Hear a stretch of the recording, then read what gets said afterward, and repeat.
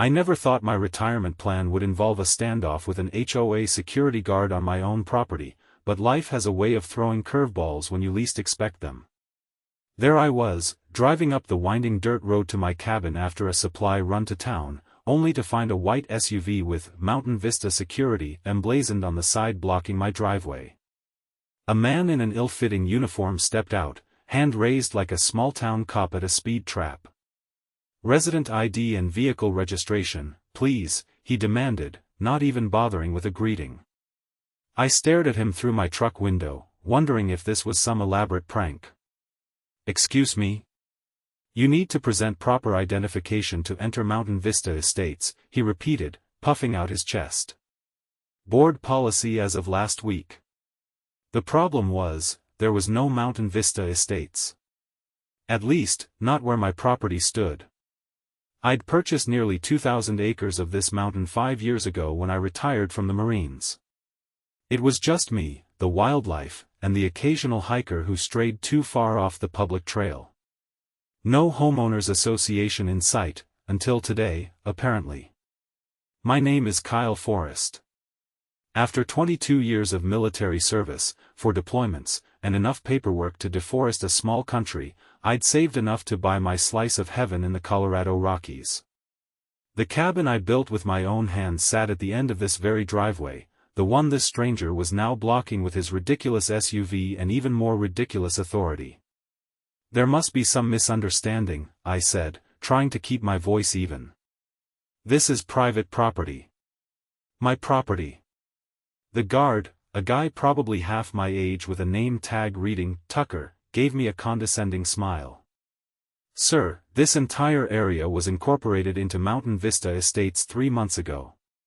If you're a resident, you should have received the welcome packet and new community guidelines." He tapped his clipboard. "I'll need to see some ID, or I'll have to ask you to turn around." I shut off my truck engine, took a deep breath, and stepped out. At 55, I wasn't as intimidating as I once was, but 2 decades of military bearing doesn't just disappear. Tucker took an instinctive step back. "Look, Tucker, I don't know who sent you up here, but there's been a serious mistake. I own this mountain, well, a good chunk of it anyway. There's no HOA, no estates, and no reason for you to be blocking my way home." Tucker's radio crackled. "Is there a problem, Tucker?" A woman's voice, sharp as a tack. He grabbed the radio from his belt. "Possible unregistered resident at the north entrance, Mrs. Pemberton. Claims he owns the property." "I'm on my way," the voice replied. "Don't let him through." And that's how I found myself waiting by my truck for 15 minutes, groceries slowly warming in the Colorado sun, while some self-appointed HOA president drove up to assess the situation. I could have simply moved Tucker's vehicle, the keys were in the ignition, but something told me this confrontation was inevitable. Better to handle it now than have these people showing up at my doorstep later. A gleaming black Lexus SUV appeared around the bend, kicking up dust on my carefully maintained road. It parked behind Tucker's vehicle, and out stepped a woman who looked like she'd been designed by a committee tasked with creating the quintessential HOA president. Blonde bob with not a hair out of place, designer sunglasses perched on her nose, a navy blazer despite the summer heat, and heels that were definitely not made for mountain terrain. "I'm Gloria Pemberton Taylor," she announced, extending a manicured hand that I deliberately didn't shake. "President of the Mountain Vista Estates Homeowners Association." "And you are?" "The owner of this property," I replied flatly. "Kyle Forrest. Retired Marine Corps. And I'd appreciate it if you'd move your vehicles so I can get to my cabin before my ice cream turns to soup." She gave me a smile that didn't reach her eyes. "Mr. Forrest, there seems to be some confusion. This entire area was rezoned and incorporated into our development earlier this year. We've been trying to contact all affected property owners." "Well, you missed one," I said, pulling out my phone. "Would you like to see my deed? Property tax statements? Survey maps? Because I've got all of that." "That won't be necessary right now," she said, waving her hand dismissively. The fact is, whether you were properly notified or not, this area now falls under Mountain Vista Estates jurisdiction. That means HOA fees, compliance with our community standards, and proper identification for security purposes. I laughed. I couldn't help it. Mrs. Pemberton Taylor, it's just Taylor, she corrected. Pemberton Taylor is my full surname. Mrs. Taylor, I continued, I think you should call your lawyer. Because there has been no rezoning that affects my property. I would have been notified. I would have had to agree to it. And I certainly never agreed to join any homeowners association. She produced a folder from her oversized handbag.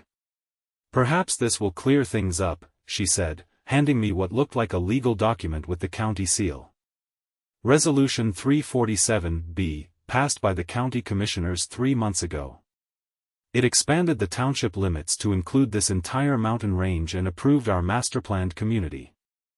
I scanned the document, feeling my blood pressure rise with each paragraph. It looked official, but something wasn't adding up. The property descriptions didn't match my deed, and the maps attached as exhibits showed development plans for areas I knew were protected wilderness. This is interesting, I said, keeping my voice level. But it doesn't include my property. Your boundary line stops 2 miles down the mountain. I pointed to the road we were standing on. This is my private road, on my private property. Gloria's perfectly composed face twitched slightly. Mr. Forrest, I understand change can be difficult. But Mountain Vista Estates represents progress and increased property values for everyone in the area. Our amenities will include a golf course, equestrian center, and even a small ski facility in winter. On protected forest land? I raised an eyebrow. She ignored my question. All we ask is that residents comply with our reasonable standards. You'll need to register with our office, pay the annual dues, a mere $5,400 for your rustic property, and submit any exterior modifications for architectural review. I felt a headache forming. Mrs. Taylor, let me be crystal clear. I don't know what game you're playing, but I own this land. I have no intention of joining your HOA, paying your fees, or submitting anything for review.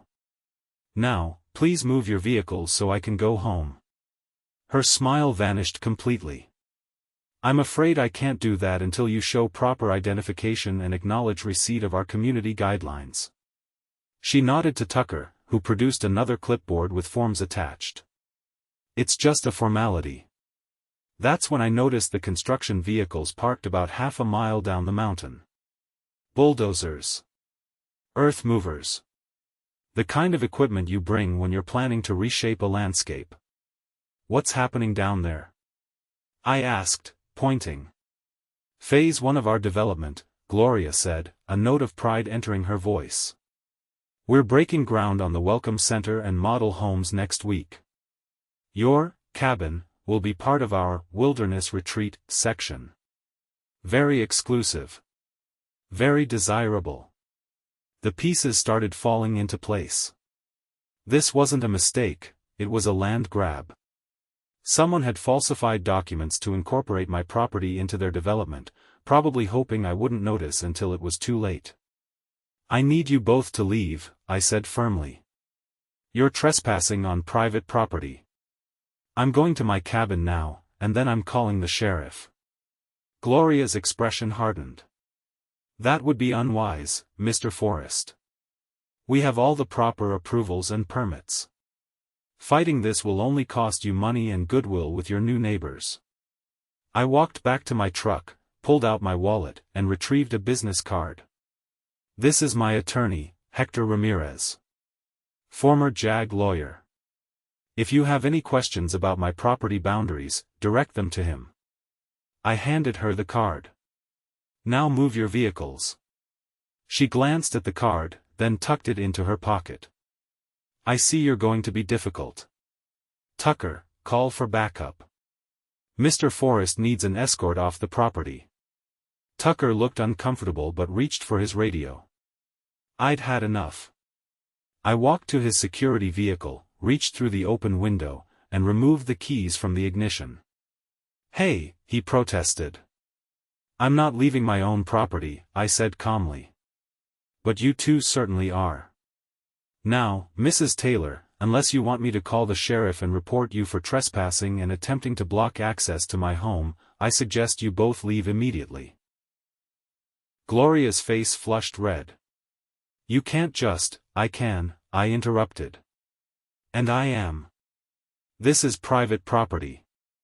Mine. Not your HOA's. Not your development company's. Mine." For a moment, we stood at an impasse. Then Gloria's phone rang. She answered it, turning away slightly.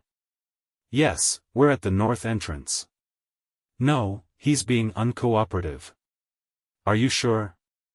Her voice dropped lower. "That's not what the survey showed." "Yes, I understand." She hung up, her demeanor suddenly shifting. "It appears there may have been a misunderstanding about some of the boundary lines. We'll need to review our documentation." "I'm happy to save you the trouble," I replied. "Your boundary isn't here. It's nowhere near here. Now please move your vehicle so I can get home." After a tense moment, Gloria nodded to Tucker, who looked relieved as I handed him back his keys. They moved their vehicles to the side, allowing me to pass. As I drove by, Gloria rolled down her window. "This isn't over, Mr. Forrest. Mountain Vista Estates is happening, with or without your cooperation." I didn't bother responding. I had groceries to unpack and a lawyer to call. The next morning, I drove into town to meet Hector for breakfast at Maggie's Diner. I brought my deed, property tax records, and survey maps. Hector brought his laptop and a concerned expression. "Something's definitely fishy," he said after reviewing the documents Gloria had shown me against my actual property records. "This resolution she showed you? It's real, but the maps have been altered. The actual approved development is 3 miles south of your property line. So they're trying to expand beyond what was approved?" I asked, sipping my coffee. Hector nodded. "Looks that way. I did some digging into Mountain Vista Estates last night. It's owned by PemberTay Development." "Let me guess, as in Pemberton Taylor?" "Got it in one. Gloria Taylor and her husband Richard Pemberton own the company. They've done this before in Arizona and Utah: push boundaries, build first, deal with legalities later. Sometimes they get away with it because fighting them is expensive and time-consuming. They picked the wrong mountain this time," I said. "There's more," Hector continued. "The construction permits they filed only cover the original development area, not anywhere near your property. Those bulldozers shouldn't be where you saw them." I leaned back in the booth. "So they're illegally clearing land they don't own or have permits for, while pretending they have authority over my property?" "That's what it looks like," Hector confirmed. "And they're moving fast. If they can establish enough of a presence before anyone stops them, it creates a fait accompli that's harder for county officials to undo." "What's our next move?" Hector closed his laptop. "I've already called the county planning department and the sheriff. We're meeting them at your place at noon. I want them to see firsthand what's happening." By the time we returned to my property, the situation had escalated dramatically. The security SUV was back, now joined by 2 more, effectively creating a checkpoint on my road. Beyond them, I could see dust clouds rising from where the construction equipment was operating, much closer to my cabin than yesterday. As Hector and I approached in my truck, Tucker stepped out again, but this time he was accompanied by a bullier security guard and a man in a business suit who I assumed was Richard Pemberton. "Mr. Forrest," the suit called as I parked. "I understand you had some concerns about our development." "I'm Richard Pemberton, CEO of PemberTay Development. I was hoping we could clear things up." I stepped out of the truck. "The only thing that needs clearing up is why your equipment is operating on my land without permission, and why your security people are still blocking my private road." Richard gave me what I'm sure he thought was a disarming smile. There's been a misunderstanding about the boundaries. We're working with the county to sort it out. In the meantime, we've taken the liberty of marking some trees that need to be removed for fire safety compliance. I looked past their makeshift checkpoint and felt my stomach drop. Orange spray paint marked dozens of old-growth pines near my cabin, trees that had stood for 100 years or more. You marked trees on my property? I couldn't keep the anger from my voice. Without permission? While knowing there's a property dispute? Richard's smile didn't waver. Mountain Vista Estates takes fire safety very seriously. It's for the good of the entire community. Hector stepped forward, introducing himself as my attorney. Mr. Pemberton, your company is currently trespassing on private property. Your construction equipment is operating without proper permits in this area. And marking trees for removal constitutes preparation for property damage. Our permits and approvals are in order, Richard insisted. For your approved development area, perhaps, Hector countered. But not here. This property belongs to Mr. Forrest, as his deed and the county records clearly show. Richard's friendly demeanor slipped slightly. The county records are outdated. Resolution 347B supersedes those boundaries. Not according to the county planning department, Hector replied. I spoke with them this morning. A tense silence fell over the group. I noticed Tucker shifting uncomfortably, clearly sensing he was caught in something beyond a routine security job. The sheriff and county officials will be here within the hour, I said. I suggest you remove your equipment and personnel from my property before they arrive. Richard's face hardened. Kyle, may I call you Kyle? I don't think you understand what you're up against. Mountain Vista Estates represents a $100 million investment. We have relationships with every county commissioner and most of the state representatives. This development is happening. Not on my land it isn't, I replied. He lowered his voice. Be reasonable. We're prepared to offer you fair market value for your cabin. You can take the money and buy something twice as nice elsewhere. Fighting us will only drain your savings on legal fees. I'm not selling, I said firmly. Richard sighed dramatically. Then I'm afraid we'll have to proceed with the county's eminent domain process. The Welcome Center location has been designated as a public necessity for the region's economic development. Hector laughed out loud. That's not how eminent domain works, and you know it. Private developers can't just invoke it for a welcome center. A black Lexus appeared around the bend, Gloria arriving to reinforce her husband's position. She parked and walked over, heels still inappropriate for the terrain.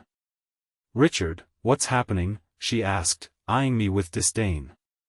Just explaining to Mr. Forrest why resistance is futile, he replied. Gloria turned to me. We brought the community guidelines for you to review, she said, holding out a thick binder. Your cabin will need significant upgrades to meet our standards, of course. The exposed timber exterior isn't approved, and that metal roof will need to be replaced with our designated shingle style. I ignored the binder. Mrs. Taylor, I've already explained that I'm not part of your HOA and never will be. This property isn't for sale, and it isn't subject to your guidelines. She frowned. The solar panels on your roof are definitely not approved. Those will need to come down immediately. The absurdity of the situation might have been comical if it weren't so infuriating. These people were acting like they already owned my land, my home, and had the right to dictate how I lived. Thankfully, the sound of approaching vehicles interrupted what was becoming an increasingly heated exchange. 2 sheriff's department SUVs and a county planning department truck came into view. Sheriff Tom Wilson had been a friendly acquaintance since I moved to the area. He stepped out of his vehicle, surveyed the situation, and walked over. Afternoon, Kyle, he said, nodding to me before addressing the group. What seems to be the problem here? Before I could answer, Richard stepped forward with his hand extended. Richard Pemberton, Sheriff. We're just having a boundary clarification issue with Mr. Forrest here. Nothing that requires law enforcement." Sheriff Wilson ignored the outstretched hand. "That so?" "Because I got a report of trespassing, unauthorized construction activity, and attempted property conversion." Gloria interjected, "There's been a misunderstanding. Our development was approved by the county commissioners. In a specific area that doesn't include this property," added James Fitzgerald from the county planning department, who had joined our growing gathering. "I've reviewed the approved plans this morning, and your permits definitely don't cover this location." Richard's friendly mask slipped further. "Resolution 347B clearly expanded. I helped draft Resolution 347B, James interrupted. "And I can assure you it did not include Mr. Forrest's property. The maps you submitted to my office for the final approval were quite different from whatever you're showing people now." The sheriff turned to me. "Kyle, do you want to show me what else is happening here?" I nodded, and our entire group moved past the security checkpoint. As we walked toward the construction area, the evidence of PemberTay's overreach became increasingly obvious. Survey stakes with Mountain Vista Estates flags had been placed throughout my property. The marked trees formed a wide path leading toward my cabin. And most damning of all, a foundation had been poured for some structure less than a quarter-mile from my home. "This foundation wasn't here yesterday," I said, staring at the fresh concrete. "They worked through the night," Tucker volunteered, then looked immediately regretful when Richard glared at him. Sheriff Wilson turned to the Pemberton Taylors. "I need to see permits for this construction. Now." Richard cleared his throat. "We can provide those from our office. We don't carry all documentation in the field." "Convenient," the sheriff remarked. "Mr. Fitzgerald, is there any permit on file that would allow concrete work at this location?" The planning official shook his head. "Absolutely not. This is nearly 2 miles outside their approved development area." Gloria attempted damage control. "There must be some confusion with the paperwork. We have all the necessary approvals." "For your actual development area, perhaps," James replied. "But this is clearly outside those boundaries, on private property, without permits or permission." Sheriff Wilson had seen enough. "Mr. and Mrs. Pemberton Taylor, I'm ordering all construction activity on Mr. Forrest's property to cease immediately. Your security checkpoints need to be removed from his private road. And I want all your people and equipment off his land within the hour." "This is outrageous," Gloria protested. "Do you have any idea who we are? Folks who are about to be charged with criminal trespassing if you don't comply," the sheriff replied evenly. "And possibly fraud, depending on what else we find. Those altered documents concern me greatly." Richard's face had turned an alarming shade of red. "You're making a huge mistake." "One call to Commissioner Walters." "Feel free to make that call," James interrupted. "Commissioner Walters was quite interested when I showed him the discrepancies between your approved plans and what you're actually building. In fact, the entire commission has called an emergency meeting for tomorrow morning to review all PemberTay projects." For the first time, I saw genuine worry cross both Gloria and Richard's faces. They exchanged glances, some unspoken communication passing between them. "We'll comply with the order to pause construction while this misunderstanding is sorted out," Richard finally said. "But our security will remain at the entrance to Mountain Vista Estates." "Your security can remain at the entrance to your actual property," Sheriff Wilson clarified. "Not on Mr. Forrest's land. Not on his private road. Is that clear?" Richard nodded stiffly. "Crystal." Over the next few days, the full extent of PemberTay's scheme unraveled spectacularly. With the sheriff's investigation and the county commissioner's scrutiny, evidence mounted that the Pemberton Taylors had deliberately altered approved development maps to encompass additional land they didn't own. The Mountain Vista Estates Homeowners Association existed only on paper, with Gloria as its sole member. They had planned to establish it as a fait accompli once construction began, forcing nearby property owners to join through a combination of pressure and misinformation.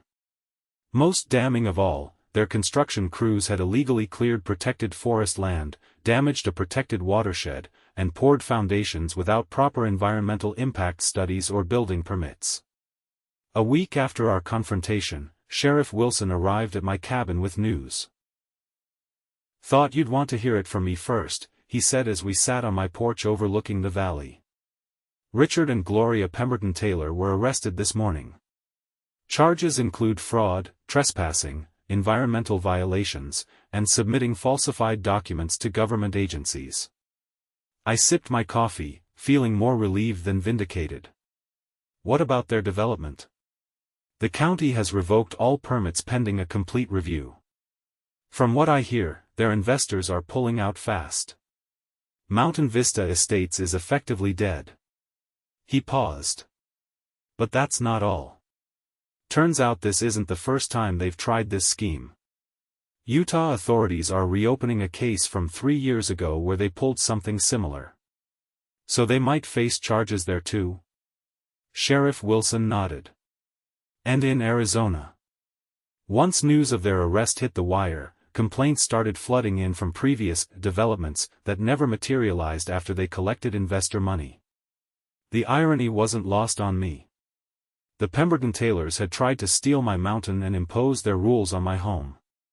Instead, they'd lost their freedom and their business empire. What happens to the land they actually did purchase?" I asked. "County's working with conservation groups to see if it can be added to the protected wilderness area," Sheriff Wilson replied. "Might end up being the one good thing to come out of this mess." After he left, I walked around my property, removing the last of the orange marks they'd sprayed on my trees. The foundation they'd poured would be more difficult to remove, but a local contractor had already offered to break it up and haul it away in exchange for some of the material. As the sun set over the valley below, I sat on my porch with a cold beer, watching the mountains turn gold, then purple in the fading light. No HOA would ever dictate the color of my roof or demand I remove my solar panels. No security checkpoint would block my driveway. And no developer would carve up the wilderness around me for golf courses and model homes. I had bought this mountain for peace, quiet, and independence. I'd fought harder than expected to keep it that way, but in the end, the mountain was still mine, every rugged, beautiful acre of it. The next morning, I hiked to the spot where they'd poured that foundation and placed a handmade sign. It wasn't necessary, but it felt right: private property, no HOAs allowed, just in case anyone else got ideas.